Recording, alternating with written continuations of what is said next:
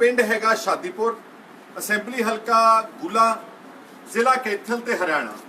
इस पिंड विच अज साडी एक किस्म की तीसरी लोक कचहरी आ, क्योंकि इस पिंड का एक दलित नौजवान उम्र केवल 18 साल उस नूं युआपा के कानून के तहत पहला दिल्ली पुलिस ने गिरफ्तार किया और उस तो बाद समाणा पुलिस पटियाला जिला ने एक होर FIR दर्ज की युआपा कानून के तहत ही, जिस विच लवप्रीत एलियस राजकुमार जिहड़ा कि इस अमरीक सिंह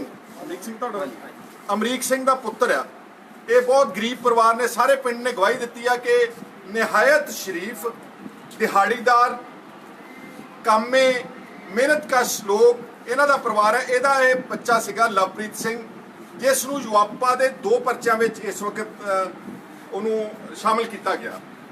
और अज की इस लोक कचहरी विच हरियाणा के इस पिंड विच साडे नाल विराजमान ने डॉक्टर धर्मवीर गांधी जी, जिहड़े कि बहुत जिथे एक बेहतरीन मनुख ने, उत्ते साबका मैंबर पार्लीमेंट रह चुके हैं पटियाले के, और उन्होंने नाल अगे बैठे ने सरदार बिरबल सिंह जी खालसा MLA भदौड़, और इधर खब्बे हत्थ मेरे बैठे ने सरदार रशपाल सिंह जी जोड़ा माजरा, जिहड़े कि साडी पार्टी नाल काम करते हैं। समाणे तो जिहड़े बिल्कुल आ पिंड जिहड़ा है समाणे दे 7-8 किलोमीटर के रेंज विच आ, अते नाल सच्चे पासे मेरे नाल बैठे ने दलविंदर सिंह जी धंजू, जिहड़े कि पटियाले साडे नाल काम करते हैं।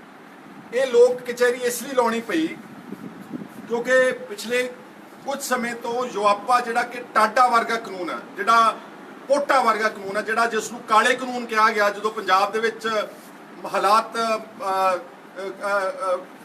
माड़े सीगे, ये कानून उस वक्त भी बहुत वड्डे पद्धर के उत्ते बेगुनाह निर्दोष लोगों के उत्ते इसका दुरुपयोग किया गया।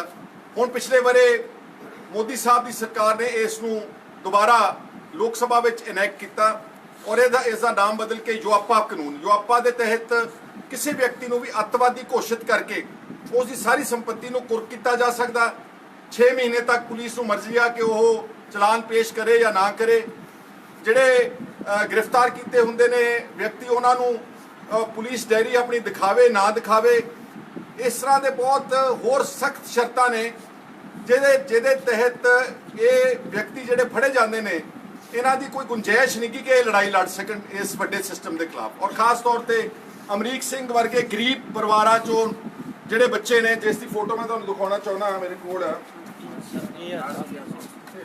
आ तुसीं देख लो, आ जिहड़ी ये फोटो है, ये लवप्रीत सिंह की फोटो है जी। उम्र 18 साल, और इत्थे मैं तुहाडे नाल हुणे गल करा, ये दिल्ली का जिहड़ा शाहीन बाग का मोर्चा लग्या सीगा, ये उहदे विच लंगर की सेवा करन गया सीगा। और आ एक फोटो होर तुसीं हैरान होवोगे, जिन्हां नूं खालिस्तानी ते अतवादी ते मॉड्यूल बनाया जा रहा है। ये एक मानसा जिले का एक छोटा बच्चा, इहदा नाम है अमृतपाल सिंह, ये भी इस मुकदमे विच जिहड़े ने नामजद ने। जिस लवप्रीत एलियस राजकुमार की असीं गल कर रहे हैं, जिहदा मैं पहला कहा कि इहदे ते दिल्ली और समाणा पटियाला जिले दोनों जगह के उत्ते युआपा ला दी, ये हथियार पा दिते गए ने। मैनू नहीं लगता कि इस तरह के गरीब आदमी अपने लिए कोई वकील भी खड़ा कर सकते हैं, इस देश के विच किसी गल के किसी निज़ाम के खिलाफ लड़ सकते हैं। और अफसोस इस गल का कि यदि FIR चलो दिल्ली ने तो दर्ज की, पंजाब पुलिस ने भी दर्ज की है। और कैप्टन अमरिंदर सिंह जी को मैं कहना चाहना कि तुहाडे जिहड़े DGP ने मिस्टर दिनकर गुप्ता, वो एक गिनी मिथी साजिश के तहत पंजाब के 16 मुकदमे दर्ज किए हैं युआपा के तहत। और जे आपां घोक करांगे, साडा तीजा मुकदमा असीं घोक ते पहुंचे हाँ। पहला सीगा मेरे अपने हल्के भलत्थ का एक जोगिंदर सिंह गुज्जर, लुबाणा भाईचारे नाल तल्लक रखने वाले, जिन्होंने गिरफ्तार किया भुलत्थ की पुलिस ने। वो बेगुनाह 65 साल का आदमी, हार्ट पेशेंट, जिहड़ा कि जिहदा कोई क्रिमिनल पिछोकड़ नहीं गा, अनपढ़ आ। मेरा ख्याल जो मैं गलत ना होवां, ये भी बच्चा बहुता पढ़िया नहीं होना, 5 पढ़िया अनपढ़ बच्चे, ਇਹਦਾ भी मैं चेक किया, पिंड पहला आन के चंगी तरह तस्दीक किया, कोई ਇਹਦਾ क्रिमिनल रिकॉर्ड नहीं गा। तो फिर पुलिस इस तरह के व्यक्तियों को क्यों चुन रही है? साडा यह मनना कि पुलिस इस तरह के बंदे लभ के युआपा के तहत गिरफ्तार करी, जिन्हां च वकील करन की समर्था नहीं गी, विरोध करन की समर्था नहीं गी, बोलन की समर्था नहीं गी। और जो पंजाब पुलिस कहूगी, जो DGP साहब कहेंगे ਜੋ ਡੀਜੀਪੀ ਸਾਹਿਬ ਕਹਿਣਗੇ ਉਸੇ ਗੱਲ ਨੂੰ ਮੰਨ ਕੇ ਉਹ ਪ੍ਰਚਾਰ ਕਰੀ ਜਾਂਦੇ ਨੇ ਕਿ ਸਾਰੇ ਪੰਜਾਬ ਦੇ ਵਿੱਚ ਖਾਲਿਸਤਾਨ ਦੇ ਮੋਡਿਊਲ ਅਸੀਂ ਬਸਟ ਕਰ ਰਹੇ ਹਾਂ। ਮੋਡਿਊਲ ਮਤਲਬ ਕਿ ਜਿਨ੍ਹਾਂ ਦੇ ਅੰਤਰਰਾਸ਼ਟਰੀ ਦੇਸ਼ਾਂ ਦੇ ਨਾਲ ਲਿੰਕ ਨੇ, ਜਿਹੜੇ ਦੇਸ਼ ਨੂੰ, ਭਾਰਤ ਨੂੰ ਤੋੜਨ ਦੇ ਸਿਲਸਿਲੇ ਵਿੱਚ ਲੱਗੇ ਹੋਏ ਨੇ, ਉਸ ਇੱਕ ਪੂਰੀ ਵਿਉਂਤਬੰਦੀ ਬਣਾ ਕੇ ਤੇ ਇਸ ਤਰ੍ਹਾਂ ਦੇ ਗਰੀਬਾਂ ਨੂੰ ਚੱਕ ਕੇ ਯੂਆਪਾ ਵਿੱਚ ਲਾ ਕੇ, ਮੇਰਾ ਮੰਨਣਾ ਕਿ ਇਹਦਾ ਮਕਸਦ ਆ ਕਿ ਬੈਠੋ ਸਾਰੇ ਬੈਠੋ, ਮੇਰਾ ਮੰਨਣਾ ਵਾ ਕਿ ਇੱਕ ਵਿਉਂਤਬੰਦੀ ਦੇ ਨਾਲ ਇੱਕ ਪ੍ਰਚਾਰ ਕੀਤਾ ਜਾ ਰਿਹਾ ਜਿਹੜਾ ਕਿ ਪੰਜਾਬ ਪੁਲਿਸ ਦਾ ਕੋਈ ਰੋਲ ਨਹੀਂਗਾ, ਉਹਦਾ ਕੰਮ ਹੈ ਲਾਅ ਐਂਡ ਆਰਡਰ ਮੇਨਟੇਨ ਕਰਨਾ। ਪਰ ਉਹ ਸਿਆਸੀ ਇੱਕ ਜਿੱਦਾਂ ਕੋਈ ਪਾਰਟੀ ਦਾ ਇੱਕ ਅੰਗ ਬਣ ਕੇ ਪੰਜਾਬ ਪੁਲਿਸ ਇੱਕ ਪ੍ਰਚਾਰ ਕਰ ਰਹੀ ਸਾਰੇ ਪੰਜਾਬ ਦੇ ਵਿੱਚ ਕਿ ਬਚ ਜਾਓ, ਖਾਲਿਸਤਾਨ ਬਣਨ ਵਾਲਾ ਹੈ, ਬਚ ਜਾਓ, 2020 ਦਾ ਰੈਫਰੈਂਡਮ ਆਉਣ ਵਾਲਾ ਹੈ। ਤੇ ਜਿਹੜੀਆਂ ਮੈਂ ਫੋਟੋਆਂ ਤੁਹਾਨੂੰ ਦਿਖਾਈਆਂ ਨੇ, ਜੇ ਤਾਂ ਆਹ ਖਾਲਿਸਤਾਨ ਵਾਲੇ ਨੇ, ਬੱਚੇ ਦੂਜੀ ਵੀ ਦਿਖਾਇਓ, ਜੇ ਤਾਂ ਆਹ ਖਾਲਿਸਤਾਨ ਵਾਲੇ ਤੁਹਾਨੂੰ ਲੱਗਦੇ ਨੇ, ਆਹ ਦੂਜੀ ਤੇ ਵੀ ਫੋਟੋ ਮਾਰਿਓ, ਜੇ ਤਾਂ ਤੁਹਾਨੂੰ ਲੱਗਦਾ ਕਿ ਇਹ ਲੋਕ ਖਾਲਿਸਤਾਨੀ ਨੇ, ਫਿਰ ਤਾਂ ਮੈਂ ਸਮਝਦਾ ਦਿਨਕਰ ਗੁਪਤਾ ਜੀ ਜਿਹੜੇ ਬਿਆਨ ਕਰ ਰਹੇ ਨੇ ਗਲਤ। ਵਰਨਾ ਸਾਡਾ ਇਹ ਮੰਨਣਾ ਵਾ ਕਿ ਇਹ ਬਹੁਤੇ ਲੋਕ ਨਿਰਦੋਸ਼ ਨੇ। ਸਾਡੀ ਕੈਪਟਨ ਅਮਰਿੰਦਰ ਸਿੰਘ ਨੂੰ ਮੰਗ ਆ ਕਿ ਇੱਕ ਪਾਸੇ ਤੁਹਾਡੀ ਕਾਂਗਰਸ ਪਾਰਟੀ ਨੇ ਲੋਕ ਸਭਾ ਦੇ ਵਿੱਚ ਪਿਛਲੇ ਸਾਲ ਯੂਆਪਾ ਕਾਨੂੰਨ ਦਾ ਵਿਰੋਧ ਕੀਤਾ, ਵਾਕਆਊਟ ਕੀਤਾ। ਆ ਹੁਣੇ ਹੀ ਕਪਿਲ ਸਿੱਬਲ ਜਿਹੜੇ ਕਿ ਬਹੁਤ ਵੱਡੇ ਐਡਵੋਕੇਟ ਨੇ ਸੁਪਰੀਮ ਕੋਰਟ ਦੇ ਔਰ ਕਾਂਗਰਸ ਦੇ ਬਹੁਤ ਵੱਡੇ ਲੀਡਰ ਨੇ, ਉਹਨਾਂ ਨੇ ਆਰਟੀਕਲ ਲਿਖਿਆ ਵਾ ਹਿੰਦੁਸਤਾਨ ਟਾਈਮਜ਼ ਵਿੱਚ, ਆ ਹੁਣੇ 30 ਜੂਨ ਨੂੰ ਛਪਿਆ, ਜਿਹਦੇ ਵਿੱਚ ਉਹ ਕਹਿੰਦੇ ਨੇ ਕਿ ਯੂਆਪਾ ਇੱਕ ਬਹੁਤ ਓਪਰੈਸਿਵ ਲਾਅ ਆ, ਇੱਕ ਬਹੁਤ ਜ਼ਾਲਮ ਕਾਨੂੰਨ ਹੈ, ਇਸ ਦਾ ਦੁਰਉਪਯੋਗ ਹੋ ਰਿਹਾ। ਉਹਨਾਂ ਨੇ ਸਾਰੇ ਗਿਣਾਤੇ, ਆਰਟੀਆਈ ਐਕਟਿਵਿਸਟ ਅਖਿਲ ਗੋਗੋਈ ਵਰਗੇ, ਨਵਲੱਖਾ ਵਰਗੇ ਜਿਹੜੇ ਦਲਿਤਾਂ ਆਦੀਵਾਸੀਆਂ ਦਾ ਕੰਮ ਕਰਦੇ ਨੇ, ਜਰਨਲਿਸਟ ਜਿਹੜੇ ਪੱਤਰਕਾਰ ਨੇ, ਜਿਹੜੇ ਫੋਟੋ ਜਰਨਲਿਸਟ ਨੇ, ਬਹੁਤ ਸਾਰੇ ਲੋਕਾਂ ਨੂੰ ਬੀਜੇਪੀ ਦੀ ਸਰਕਾਰ ਨੇ ਯੂਆਪਾ ਦੇ ਤਹਿਤ ਗ੍ਰਿਫਤਾਰ ਕੀਤਾ ਵਾ। ਔਰ ਪੰਜਾਬ, ਇੱਕ ਪਾਸੇ ਕਾਂਗਰਸ ਕਹਿੰਦੀ ਸਾਰੇ ਦੇਸ਼ ਵਿੱਚ ਯੂਆਪਾ ਕਾਨੂੰਨ ਗਲਤ ਆ, ਪਰ ਪੰਜਾਬ ਦੇ ਵਿੱਚ 16 ਮੁਕੱਦਮੇ ਥੋੜੇ ਜਿਹੇ ਦਿਨਾਂ ਦੇ ਵਿੱਚ ਕੈਪਟਨ ਅਮਰਿੰਦਰ ਸਿੰਘ ਦੀ ਪੁਲਿਸ ਨੇ ਦਰਜ ਕੀਤੇ ਜਿਹੜੇ ਕਿ ਸਰਾਸਰ ਗਲਤ ਨੇ। ਇਸ ਲਈ ਸਾਡੀ ਕੈਪਟਨ ਸਾਹਿਬ ਕੋਲੋਂ ਇਹ ਮੰਗ ਆ ਕਿ ਕਿਰਪਾ ਕਰਕੇ ਆਹ ਜਿਹੜੇ ਬੇਗੁਨਾਹ ਲੋਕ ਨੇ, ਜਿਨ੍ਹਾਂ ਨੂੰ ਸਮਾਣੇ 5 ਨੌਜਵਾਨਾਂ ਨੂੰ ਤੁਸੀਂ ਨਾਮਜ਼ਦ ਕਰਕੇ ਗ੍ਰਿਫਤਾਰ ਕੀਤਾ, ਇਹਨਾਂ ਨੂੰ ਛੱਡਿਆ ਜਾਵੇ। ਇੱਕ ਨਿਰਪੱਖ ਜਾਂਚ, ਜਸਟਿਸ ਮਹਿਤਾਬ ਸਿੰਘ ਗਿੱਲ ਜਿਹੜੇ ਕਿ ਵਿੰਡੇਟਾ ਕਮਿਸ਼ਨ ਦੇ ਚੇਅਰਮੈਨ ਬਣੇ ਨੇ, ਤੁਹਾਡੇ ਹੀ ਬਣਾਏ ਹੋਏ ਨੇ, ਸਾਬਕਾ acting chief justice Punjab Haryana high court, ਤੁਹਾਡੇ ਮਿੱਤਰ ਨੇ, ਤੁਹਾਡੇ ਅਜ਼ੀਜ਼ ਨੇ, ਇਹ 16 ਦੇ 16 ਕੇਸ ਉਹਨਾਂ ਨੂੰ ਦੇ ਦਿਓ ਤਾਂ ਕਿ ਉਹ ਇੱਕ ਜਾਂਚ ਕਰਕੇ ਜਿਹੜੇ ਬੇਗੁਨਾਹ ਨੇ, ਅਗਰ ਕਿਸੇ ਦਾ ਗੁਨਾਹ ਹੈ, ਜੇ ਫਰਜ਼ ਕਰੋ ਕਿਸੇ ਕੋਲੋਂ ਕੋਈ ਇਸ ਤਰ੍ਹਾਂ ਦੀ ਚੀਜ਼ ਮਿਲੀ, ਉਹਨੂੰ 19 ਸਜ਼ਾ ਦਿਓ, ਉਸ ਨੂੰ ਉਹਦੇ ਤੇ ਬਣਦੀ 19 ਕਾਰਵਾਈ ਕਰੋ। ਯੂਆਪਾ ਲਾ ਕੇ ਤਾਂ ਤੁਸੀਂ ਉਹਨਾਂ ਦੀ ਜ਼ਿੰਦਗੀ ਖਰਾਬ ਕਰ ਦਿਓਗੇ, ਉਹਨਾਂ ਦਾ ਭਵਿੱਖ ਖਤਮ ਕਰ ਦਿਓਗੇ। ਹੋ ਸਕਦਾ ਇਹ ਗਰੀਬ ਆਦਮੀ ਸ਼ਾਇਦ ਜੇਲ੍ਹਾਂ ਵਿੱਚੋਂ ਮੁੜ ਕੇ ਕਦੀ ਜ਼ਿੰਦਗੀ ਵਿੱਚ ਬਾਹਰ ਆਪਣੇ ਪਿੰਡਾਂ ਵਿੱਚ ਆ ਹੀ ਨਾ ਸਕਣ। ਇਸ ਮਕਸਦ ਨਾਲ ਅੱਜ ਅਸੀਂ ਲੋਕ ਕਚਹਿਰੀ ਵਿੱਚ ਆਏ ਸੀ ਕਿ ਵੈਸੇ ਬੈਠੋ ਰੋਕ ਸਾਹਿਬ। ਮੈਂ ਹੁਣ ਥੋੜਾ ਜਿਹਾ ਚਰਚਾ, ਕਿਉਂਕਿ ਤੁਹਾਨੂੰ ਪਤਾ ਹੋਣਾ ਚਾਹੀਦਾ ਕਿ ਲੋਕ ਕਚਹਿਰੀ ਜੇ ਅਸੀਂ ਲਾ ਰਹੇ ਹਾਂ, ਇਸ ਤਰ੍ਹਾਂ ਹੋਇਆ, ਲੋਕ ਕਚਹਿਰੀ ਜੇ ਅਸੀਂ ਲਾ ਰਹੇ ਹਾਂ ਤਾਂ ਉਹਦਾ ਮਤਲਬ ਕੀ ਹੈ। ਮੈਂ ਸਭ ਤੋਂ ਪਹਿਲਾਂ ਇੱਕ ਛੋਟਾ ਜਿਹਾ ਬਿਆਨ, ਲਵਪ੍ਰੀਤ ਏਲੀਅਸ ਰਾਜਕੁਮਾਰ ਜਿਹੜਾ ਮੁੰਡਾ ਗ੍ਰਿਫਤਾਰ ਕੀਤਾ ਗਿਆ ਇਸ ਸ਼ਾਦੀਪੁਰ ਪਿੰਡ ਦਾ, ਕੈਥਲ ਜ਼ਿਲ੍ਹੇ ਦਾ, ਮੈਂ ਉਹਦੇ ਬਾਪ ਨੂੰ ਪੁੱਛਣਾ ਚਾਹੁੰਦਾ ਕਿ ਕੀ ਉਹਨਾਂ ਦਾ ਮਾਲੀ ਹਾਲਤ ਕੀ ਆ ਤੇ ਉਹਨਾਂ ਦੇ ਪਰਿਵਾਰ ਦੇ ਵਿੱਚ ਕੌਣ ਕੌਣ ਹੈ। ਅਮਰੀਕ ਸਿੰਘ ਜੀ, ਤੁਹਾਡੇ ਪਰਿਵਾਰ 'ਚ ਤੁਹਾਡੇ ਕਿੰਨੇ ਸੁਪੁੱਤਰ ਨੇ? ਦੂਜਾ ਬੱਚਾ ਕਿੱਥੇ ਆਇਓ, ਇੱਕ ਮਿੰਟ ਜ਼ਰਾ। ਕਿਸੇ ਤਰ੍ਹਾਂ ਦਾ ਕੋਈ ਪਹਿਲਾਂ ਤੁਹਾਡੇ ਇਸ ਲਵਲੀ ਉਰਫ ਰਾਜਕੁਮਾਰ ਤੇ ਕੋਈ ਇਲਜ਼ਾਮ, ਕੋਈ ਕੇਸ, ਕੋਈ FIR? ਕੁਛ ਨਹੀਂ ਜੀ ਹੈਗਾ ਜੀ, ਬਿਲਕੁਲ ਨਹੀਂ ਹੈਗਾ ਜੀ। ਕਿਦੋਂ ਲੈ ਕੇ ਗਏ ਨੇ, ਤੁਹਾਨੂੰ ਪਤਾ ਹੈ ਕਿੱਥੋਂ ਲੈ ਕੇ ਗਏ ਨੇ? ਇਹ ਸਮਾਣੇ ਤੋਂ ਲਗਾਏ ਨੇ ਚੌਂਕ ਦੇ ਵਿੱਚੋਂ। ਕਿਹੜੀ ਤਰੀਕ ਨੂੰ? 18 ਤਰੀਕ ਨੂੰ। ਤੁਸੀਂ ਉਹਨਾਂ ਨੂੰ ਜਾ ਕੇ ਦਿੱਲੀ ਮਿਲਣ ਦਾ ਉਪਰਾਲਾ ਕੀਤਾ? ਕੀਤਾ ਜੀ, ਨਹੀਂ ਸਾਨੂੰ ਮਿਲਣੇ ਦਿੱਤਾ। ਤੁਹਾਡੀ ਮੁਲਾਕਾਤ ਵੀ ਨਹੀਂ ਹੁਣ? ਨਾ ਜੀ ਹੋਈ। ਤੇਰਾ ਨਾਮ ਕੀ ਬੇਟੇ? ਉਹਦਾ ਭਰਾ ਵਾ। ਕਦੀ ਲਵਪ੍ਰੀਤ ਦੇ ਖਿਲਾਫ ਕੋਈ ਮੁਕੱਦਮਾ, ਕੋਈ ਕ੍ਰਿਮੀਨਲ ਕੋਈ ਕੇਸ ਕਦੀ ਹੋਇਆ ਕਿਸੇ ਤਰ੍ਹਾਂ ਦਾ? ਕੋਈ ਸ਼ਿਕਾਇਤ? ਇਹ ਤੁਸੀਂ ਦੇਖ ਰਹੇ ਹੋ ਕਿ ਪਿੰਡ ਦੇ ਇਹਨਾਂ ਦੇ ਪਰਿਵਾਰ ਦੀ ਗੱਲ ਹੋਊਗੀ। ਹੁਣ ਆਪਾਂ ਪਿੰਡ 'ਚ ਰੈਂਡਮਲੀ ਪੁੱਛਦੇ ਹਾਂ। ਸਰਦਾਰ ਸਾਹਿਬ ਬੈਠੇ ਨੇ। ਸਰਦਾਰ ਜੀ, ਤੁਹਾਡਾ ਨਾਮ ਕੀ ਹੈ? ਮਿੰਦਰ ਸਿੰਘ ਜੀ। ਮਿੰਦਰ ਸਿੰਘ ਜੀ, ਜਿਹੜਾ ਇਹ ਮੁੰਡਾ ਗ੍ਰਿਫਤਾਰ ਕੀਤਾ ਤੁਹਾਡੇ ਪਿੰਡ ਦਾ, ਕੋਈ ਇਹਨਾਂ ਦਾ ਪਿਛੋਕੜ ਇਸ ਤਰ੍ਹਾਂ ਦਾ? ਬੱਚੇ ਦਾ ਜੀ ਪਹਿਲਾਂ ਕੋਈ ਦੀ ਕੋਈ ਗਲਤ ਗਤੀਵਿਧੀ ਸੁਣੀ ਹੀ ਨਹੀਂ ਜੀ। ਲੜਾਈ ਵਿੱਚ ਮਿਹਨਤ ਜੀ ਕਰਨ ਵਾਲੇ ਬੰਦੇ ਨੇ, ਦਿਹਾੜੀਦਾਰ ਮੁੰਡਾ ਵੀ ਦਿਹਾੜੀਦਾਰੀ ਕਰਦਾ, ਕਿਸੇ ਵੀ ਲਾਉਂਦਾ ਕੈਮਰੇ ਜਾ ਘਰਾਂ 'ਚ। ਕੈਮਰੇ ਲਾਉਂਦਾ? ਕਿੱਥੇ? ਸਮਾਣੇ ਕੰਮ ਕਰਦਾ ਸੀ? ਹਾਂਜੀ, ਸਮਾਣੇ ਤੇ ਕਰਦੇ, ਪਿੰਡਾਂ ਜਿਹੜੇ ਲਾਉਂਦੇ ਨੇ ਜਾ ਕੇ। ਤੇ ਪਰਿਵਾਰ ਇਹਦਾ ਜਿਹੜਾ ਹੈਗਾ ਉਹ ਵੀ ਦਿਹਾੜੀ ਟੱਪਾ ਕਰਦਾ ਜੀ, ਹੋਰ ਕੋਈ ਪੂੰਜੀ ਨਹੀਂ ਕਿਸੇ ਕਿਸਮ ਦੀ। ਤੁਸੀਂ ਦੱਸੋ ਜਰਾ, ਤੁਸੀਂ ਇਸ ਉਹਦਾ ਕੋਈ ਕਿਸੇ ਤਰ੍ਹਾਂ ਦਾ ਇਲਜ਼ਾਮ, ਕੋਈ ਗੱਲਬਾਤ ਉਹਦੇ ਤੇ? ਨਾ ਜੀ ਕੋਈ ਇਲਜ਼ਾਮ ਨਹੀਂ ਹੈ। ਤੁਹਾਡਾ ਨਾਮ ਕੀ ਹੈ? ਅਮਰਜੀਤ ਸਿੰਘ ਜੀ। ਕੋਈ ਹੋਰ ਉਹਦੀ ਸ਼ਿਕਾਇਤ, ਨਾ ਜੀ ਕੋਈ ਕਿਸੇ ਸ਼ਿਕਾਇਤ ਤਰ੍ਹਾਂ ਦਾ ਗਲਤ ਅਨਸਰ ਹੁੰਦਾ ਪਿੰਡ 'ਚ ਪਤਾ ਹੀ ਹੁੰਦਾ ਤਕਰੀਬਨ? ਨਾ ਕੋਈ ਜੀ ਨਾ, ਕਦੇ ਇਹਦੀ ਗੱਲ ਸੁਣੀ ਨਹੀਂ ਜੀ। ਸਾਬਕਾ ਸਰਪੰਚ ਨੇ ਇੱਕ ਪਿੰਡ ਦੇ, ਇਹਨਾਂ ਤੋਂ ਵੀ ਪੁੱਛਦੇ ਆ। ਸਰਪੰਚ ਸਾਹਿਬ ਤੁਹਾਡਾ ਨਾਮ? ਵਿਕਰਮ ਸਿੰਘ ਜੀ, ਕੋਈ ਇਸ ਜਿਹੜੀ ਆਪਾਂ ਗੱਲ ਕਰ ਰਹੇ ਇਹਦੇ ਮਤਲਬ ਕੋਈ ਗੱਲਬਾਤ? ਨਾ ਜੀ ਨਾ ਕੋਈ। ਇਹ ਮੁੰਡਾ ਬਹੁਤ ਸਾਊ ਮੁੰਡਾ ਹੈ, ਬਹੁਤ ਕਦੇ ਦੇਖਿਆ ਸੁਣਿਆ ਹੀ ਨਹੀਂ ਜੀ। ਮੈਂ 2005 ਤੋਂ ਲੈ ਕੇ 10 ਤੋਂ ਲੈ ਕੇ 15 ਤੱਕ ਸਰਪੰਚ ਵੀ ਰਿਹਾ, ਕਦੇ ਕੋਈ ਗੱਲ ਸੁਣੀ ਨਹੀਂ। ਆਪਣੇ ਕੰਮ ਨਾਲ ਮਤਲਬ ਸੀ ਇਹਨੂੰ। ਇਹ ਗਰੀਬ ਹੈ ਪਰਿਵਾਰ ਬਹੁਤ? ਬਿਲਕੁਲ ਗਰੀਬ ਹੈ ਜੀ, ਦਿਹਾੜੀ ਕਰਕੇ ਰੋਟੀ ਖਾਣ ਵਾਲੇ ਬੱਚੇ ਨੇ, ਰੋਜ਼ ਕਮਾ ਖਾਣ ਵਾਲੇ। ਤੁਹਾਡੇ 'ਚ ਕੋਈ ਹੋਰ ਕੋਈ ਨੰਬਰਦਾਰ ਜੀ ਨੇ ਸ਼ਾਇਦ ਪਿੰਡ ਦੇ? ਨੰਬਰਦਾਰ ਜੀ ਦੱਸੋ ਤੁਸੀਂ। ਹਾਂ ਜੀ, ਬਹੁਤ ਵਧੀਆ ਪਰਿਵਾਰ ਜੀ ਹੈ ਜੀ, ਗਰੀਬ ਪਰਿਵਾਰ ਹੈ। ਫੋਕੜ ਇਹਨਾਂ ਦਾ ਇਸ ਤਰ੍ਹਾਂ ਕੁਛ ਦਾ? ਨਹੀਂ, ਬਿਲਕੁਲ ਸਾਰੇ ਪਰਿਵਾਰ ਜੀ ਤਗੜਾ ਪਰਿਵਾਰ ਹੈ। ਘਰ ਇਹਨਾਂ ਦੇ ਹਾਲਤ ਕੀ ਹੈ? ਹਾਲਤ ਬਹੁਤ ਮਾੜੀ ਠੀਕ ਹੈ ਜੀ, ਥੋੜੀ ਜਗ੍ਹਾ ਹੈ। ਬਹੁਤ ਥੋੜੇ ਦੇ ਘਰ। ਹਾਂਜੀ ਹਾਂਜੀ। ਆ ਤੁਸੀਂ ਹੁਣ ਜਿਹੜਾ ਇਸ ਵਕਤ ਹਾਲਾਤ ਨੇ ਉਹ ਤੁਸੀਂ ਸੁਣੇ।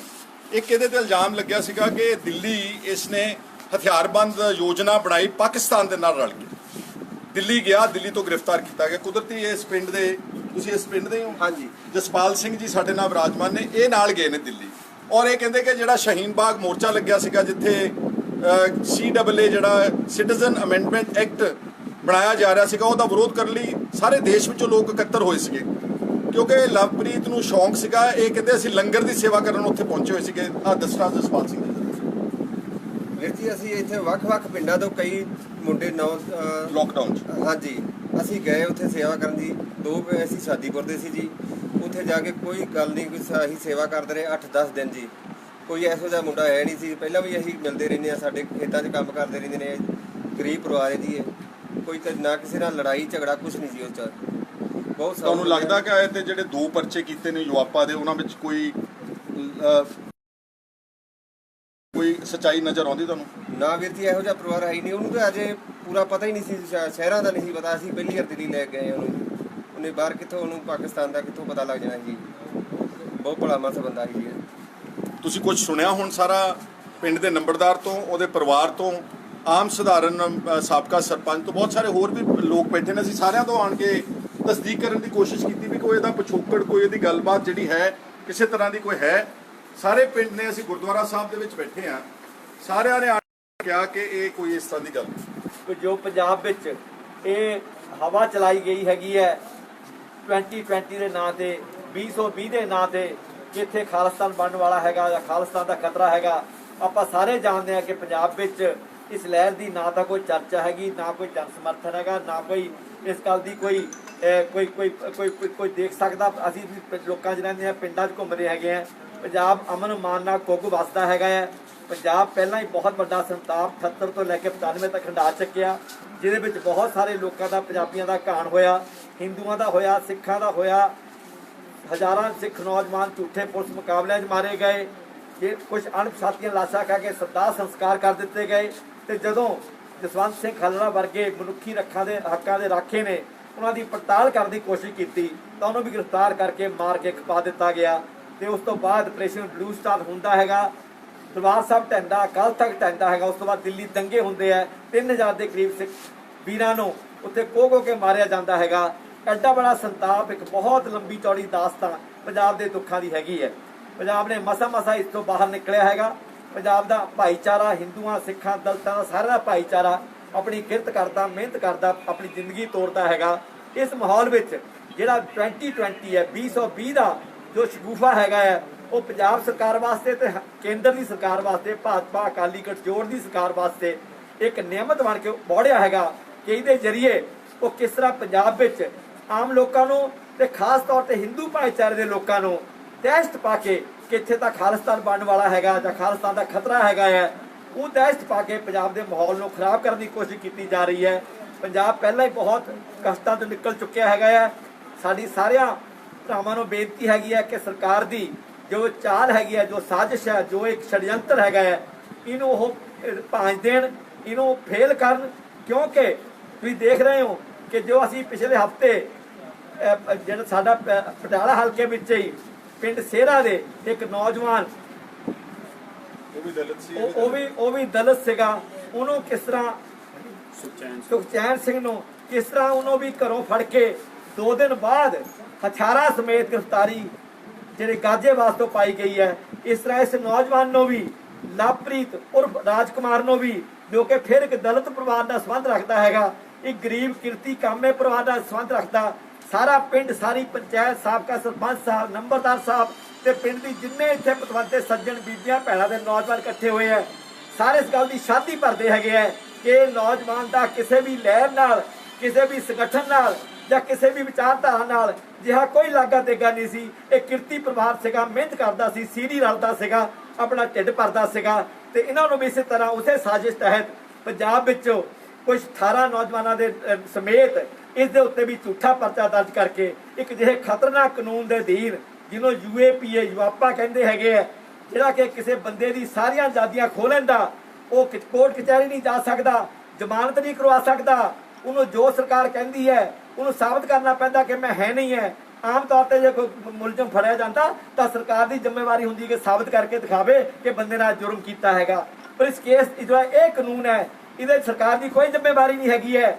ਹੁਣ ਇਹ ਸੁਖਚੈਨ ਨੇ ਸਾਬਤ ਕਰਨਾ ਹੈਗਾ, ਹੁਣ ਲਵਪ੍ਰੀਤ ਨੇ ਸਾਬਤ ਕਰਨਾ ਕਿ ਮੈਂ ਬੇਗੁਨਾਹ ਹੈਗਾ। ਕਿੰਨੇ ਸਾਧਨ ਨੇ ਵਿਚਾਰਿਆਂ ਕੋਲ, ਗਰੀਬਾਂ ਕੋਲ, ਕਿੰਨੇ ਸਾਧਨ ਨੇ ਪੰਜਾਬ ਦੇ ਆਮ ਮਿਹਨਤੀ ਲੋਕਾਂ ਕੋਲ ਕਿ ਇਹਨਾਂ ਵੱਡੇ ਕੋਰਟ ਕਚਹਿਰੀ ਚੱਕਰਾਂ 'ਚ ਪੈ ਕੇ ਆਪਣੇ ਬੱਚਿਆਂ ਨੂੰ ਬਚਾ ਸਕਣ। ਸੋ ਇਸ ਕਰਕੇ ਮੈਂ ਜਦੋਂ ਤੁਹਾਨੂੰ ਦੱਸਣਾ ਚਾਹਨਾ ਕਿ ਮੈਨੂੰ ਪੁਲਿਸ ਦੀ ਇਸ ਕਹਾਣੀ ਉੱਤੇ ਕੋਈ ਮਤਲਬ ਸਟੈਂਡ ਨਹੀਂ ਲੱਗਿਆ ਕਿ ਇਹ ਕਹਾਣੀ ਮਤਲਬ ਪੁਲਿਸ ਬਣਾ ਨਹੀਂ ਸਕਦੀ ਹੈਗੀ ਹੈ।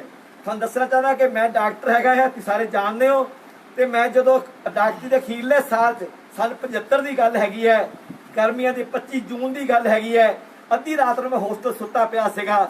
ਮੈਨੂੰ ਉਠਾ ਕੇ ਦਰਵਾਜ਼ਾ ਖੜਕਾ ਕੇ ਸਫੇਦ ਕੱਪੜੀਏ ਪੁਲਿਸੀਆਂ ਨੇ, ਜਿਹਦਾ ਪਿਸਤੌਲ ਸ਼ਰੇਆਮ ਉਹਨਾਂ ਦੀ ਸ਼ਰਟ ਤੋਂ ਬਾਹਰ ਝਲਕਦਾ, ਮੈਂ ਸਮਝ ਗਿਆ ਸੀ ਕਿ ਆਮ ਬੰਦੇ ਨਹੀਂ ਹੈਗੇ।